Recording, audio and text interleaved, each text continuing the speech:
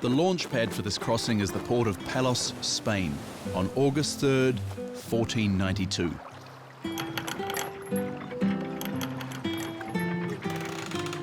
An Italian mariner named Christopher Columbus is about to set sail. His plan? Find a new trade route to China. Columbus has no idea that because of Earth's geology and geography, his plan is going to utterly fail. Or how that epic failure will make his voyage one of the most influential expeditions in the history of humankind. But what's driving Columbus's journey into the unknown? What does he hope to get once he arrives in China? Believe it or not, an insecticide.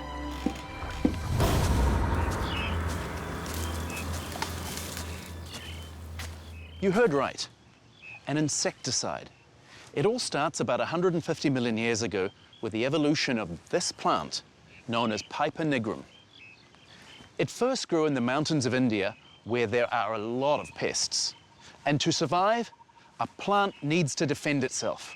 So, Piper nigrum evolved a special molecule to do just that. A combination of the common elements carbon, hydrogen, oxygen, and nitrogen. The molecule is called piperine. It's lethal to bugs, but it doesn't kill us. We're too big. It just gives us a bit of a spicy kick. You eat it all the time. It's better known as black pepper. And in 1492, wealthy Europeans can't get enough of the stuff. Black pepper was the most valuable product out there. But because of the forces of deep time, black pepper isn't easy for the European elite to get. Stand outside on a moonlit night and look up. What could the moon possibly have to do with where pepper grows? To find out, we need to turn back the clock to when there was no moon. 4.5 billion years ago. There's no moon in the sky, and the Earth is still forming. Then, we think that an object, perhaps an asteroid roughly the size of Mars, plowed into the Earth.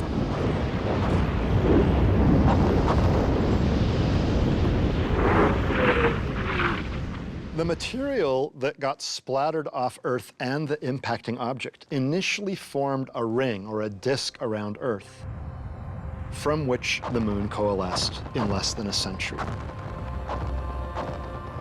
The impact that led to the formation of the moon is also probably the event that caused Earth's axis to be tilted, in our case by 23.5 degrees. And this tilt is key. It means that the midsection of the planet gets much more sustained light and heat from the sun. The tilt of Earth's axis, this 23.5 degree tilt, is why we have tropical zones on Earth and then the temperate regions.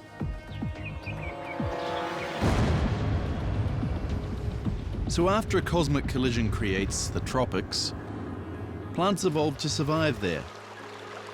And only there in the case of spices like black pepper, which generally needs to be planted in soil with a temperature between 75 and 85 degrees Fahrenheit. So if you're not living in Southeast Asia and you really want pepper, you can't just produce it yourself. You have to buy it in from that area.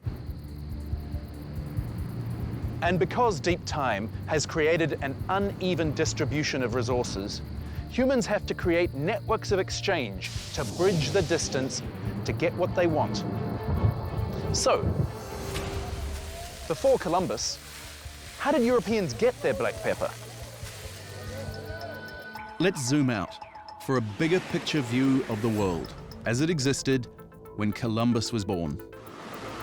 Here's India, at the southeastern end of Eurasia, the source of black pepper and other spices. Indian merchants trade these spices with merchants from this country, China. A huge land with a temperate climate, rich soil, and immense natural resources. For most of human history, the great Chinese dynasties were the most powerful, wealthiest states on the planet. In the early 15th century, China is rich enough to send huge trading fleets across the Indian Ocean to East Africa, under the command of the famous Admiral Zheng He. Even when political pressure ends those voyages, the Chinese continue the centuries-long tradition of the trade routes later called Silk Roads. Merchants carry precious goods, including spices, across land and sea. The spices are passed on to merchants in the Islamic countries that stretch from northern India to the Middle East, Turkey, and North Africa.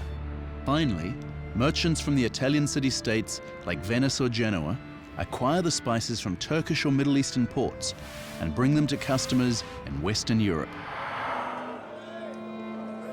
So that's how spices like black pepper get to medieval Europe, and why Europeans have to pay through the nose to get them.